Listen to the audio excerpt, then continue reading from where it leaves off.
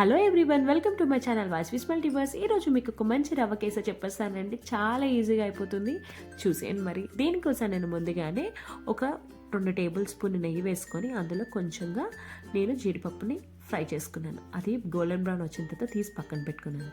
ఆ తర్వాత అదే నెయ్యిలోని నేను ఒక 1/2 కప్పు రవ్వను తీసుకుంటున్నాను. అది బాగా నెయ్యిలోని వేయించుకోవాలి. మంచి వాసన వచ్చినంత వరకు మనం నెయ్యిలోని బాగా వేయించుకోవాలి. రవ్వ కేసరికి కొంచెం నెయ్యి పడుతుందండి. నెయ్యి తినే వాళ్ళు ఉంటే కొంచెం ఎక్కువగానే యూజ్ చేయండి. దీంట్లో నేను ఒక 1/2 కప్పు తీసుకున్నాను కదండి రవ్వని. దానికోసం నేను 1.5 కప్పు వాటర్ని యాడ్ చేసుకున్నాను.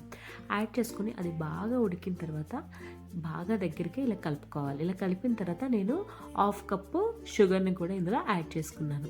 ఆ రెండింటిని బాగా కలుపుకున్న తర్వాత నేను ఒక 3 ఇలాచీని బాగా దంచి పెట్టుకున్నానండి. ఆ ఇలాచీని కూడా ఇందులో యాడ్ చేసుకున్నాను.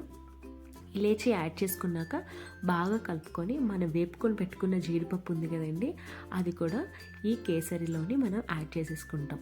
యాడ్ చేసుకొని మొత్తాన్ని బాగా కలుపుకున్న తర్వాత ఇంకేముందండి, సర్వ్ చేసుకోవడమే.